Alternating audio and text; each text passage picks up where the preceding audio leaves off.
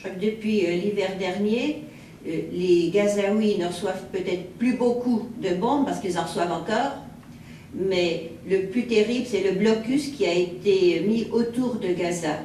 Il est très difficile d'y entrer aujourd'hui, et les Gazaouis sont malheureusement obligés de creuser des tunnels, quoi qu'on puisse en penser, non pas pour importer des armes, ils en importent, il ne faut pas être naïf, mais ils importent essentiellement de quoi vivre quand ils le peuvent.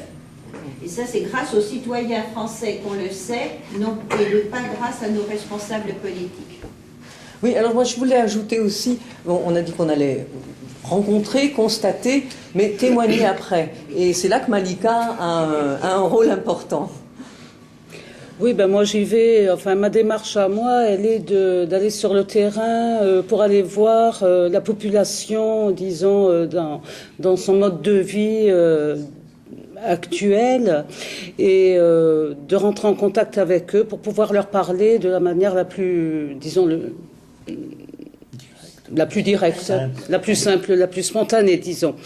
J'aimerais pouvoir apporter des photos, de la vidéo, et éventuellement prendre des notes, puisque je prends en sténo d'une manière assez rapide et tout, et pouvoir ramener le maximum d'informations que je pourrais avoir sur la vie de tous les jours, sans rentrer dans un discours ni politique, ni militant, ni autre, mais simplement relater le côté humain sur le terrain. Voilà. Et alors il y a un site qui existe déjà, hein, c'est Urgence-Gaza, et notre marche pourra être suivie parce que il va y avoir des informations qui vont être... D'autres personnes mettront des informations sur ce site. Voilà. Et on espère il sera réactualisé. De suivre tout ça. Oui. Moi, il me semble que c'est effectivement particulièrement important que vous y alliez. Et j'avoue m'être posé la question à un moment... quelques contraintes ont fait que je n'ai pas pu aller plus loin. Je suis pour, bon, c'est pas de la publicité, c'est pour Oxfam, les campagnes. Il y a une campagne qui traîne parce que ça ne prend pas d'ampleur pour l'instant, qui est Stop au blocus de Gaza, mais ce n'est pas la seule organisation, il y en a plein d'autres.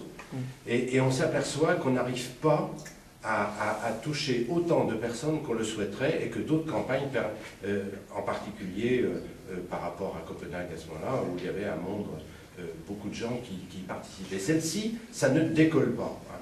Or, vous venez de le dire, c'est le blocus, c'est la situation épouvantable, c'est la survie, et quand j'entends, alors vous qui allez passer par l'Égypte, hein, quand j'entends qu'on est en train de descendre des banches ou des plaques jusqu'à des 6 mètres, 10 mètres, 20 mètres, on parle même de 40 mètres dans le sol pour bloquer.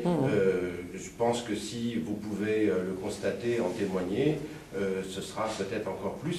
Qu'est-ce qu'on veut? On veut quoi?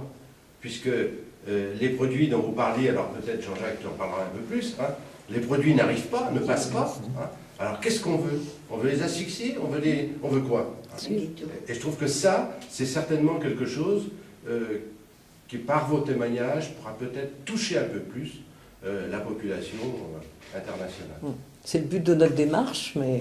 On a des points de chute là-bas pour quand on va arriver là-bas. Si on rentre à Gaza, ceci dit, ce qu'on aimerait bien, c'est pouvoir être en lien direct avec les habitants, disons. Ah, mais je vais jamais dire le nom de l'organisation là. Organise si on passe, organise notre venue, et les Gazaouis sont très accueillants. Hein. On parlait tout à l'heure de ce qu'on amenait dans les familles. Il nous a bien été dit de ne pas donner d'argent aux familles, mais par contre, parce qu'on ne va pas vivre à leur crochet quand même, hein, mais le donner à notre responsable qui verra ça. Il ne faut pas qu'on ait de relations financières avec les familles. C'est vraiment l'accueil. Mais là, on nous a rassurés, vraiment, les Palestiniens sont super accueillants. Bon, et si on peut leur apporter ce message de solidarité, voilà, c'est... Mais je pense qu'il n'a pas été dit que nous n'allons pas là-bas pour rencontrer le Hamas. Ni le Fatah, ni le Hamas. Non, on est en dehors. C'est une marche qui n'est pas du tout en prise de position ni avec l'une ou l'autre des factions de Palestine. Donc C'est à eux de gérer. Indépendant, et c'est en liaison donc avec cette association des droits de l'homme dont les compétences et la légitimité est reconnue au niveau international. La question de fond, elle n'est pas pour nous d'intervenir dans un débat interne à la population palestinienne, comme tous les peuples du monde en ont, y compris à l'issue de luttes de libération. Ceux qui, d'entre nous, pensent à l'Afrique du Sud savent bien qu'une fois qu'on a... C'est une étape, hein, c'est une première étape, se libérer de l'apartheid, puis ensuite, les peuples vivent leur vie, et c'est pas forcément simple. Et nous, on serait malvenus, effectivement, de s'ingérer dans cette question-là qui relève des Palestiniens. Et c'est absolument pas... Et notre engagement est très clair à ce niveau-là. Par exemple, moi, l'organisation avec laquelle je vais me fait signer, c'est la première fois de ma vie que me fait signer un engagement d'abord sur la conduite non violente. Hein.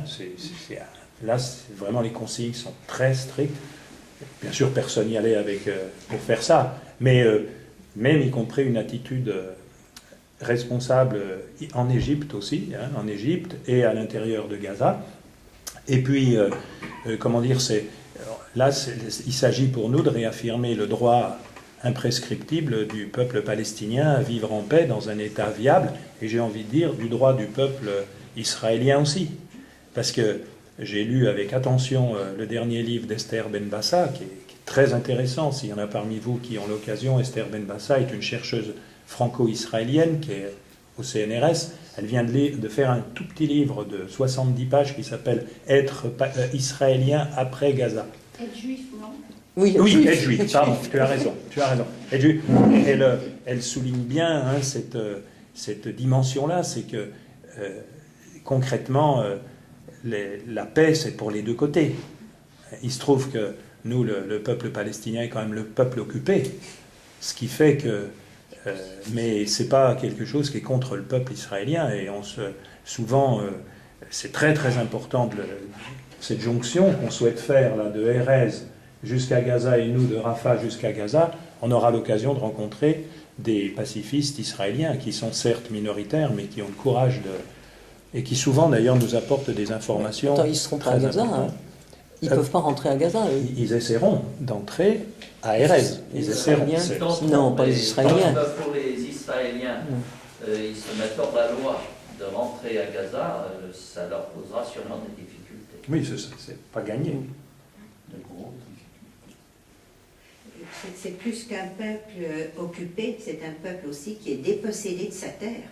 Je crois qu'il faut aller jusque-là, hein, depuis 1948. Humilié. Et qui vit dans des conditions remarquables de dignité. C'est vrai que quand on a vu le film, là, il y a 2 jours, sur Bilin, là, on se pose la question de savoir comment les gens peuvent, et c'est admirable, prendre une voie non violente. Quand on voit, nous on l'a vu pendant 1 heure, on était tous comme ça, quand on voit les humiliations quotidiennes, l'impression de venir buter contre un... Enfin, on voit des gens aux mains nues, là, hein, et toi tu l'as vu, vous êtes quelques-uns à l'avoir vu de vos propres yeux, hein, ici dans cette salle, je crois que Jeanne-Marie aussi, vous étiez à Bilin ces dernières années, toi cette année, toi, hein, voilà. Que le peuple palestinien en arrive à envisager une démarche non violente, parce qu'ils ont besoin de vivre aussi, et puis parce que la voie des armes est une voie complètement bouchée de toute façon, pour des deux côtés d'ailleurs, mais c'est pas symétrique hein, quand même, pas symétrique. Et on se disait, et quelqu'un le soulignait, je ne sais pas si il y a cette voie non violente, mais sans arrêt la tentation du retour à la violence existe quand on voit arriver l'espèce de bulldozer, char, qui enlève les oliviers, qui restreint de plus en plus l'espace, qui fait qu'on peut plus se déplacer, que les gamins sont gazés dans leur propre maison. Ça doit être un sacré combat de rester sur une ligne dite non violente. Hein. C'est assez poignant.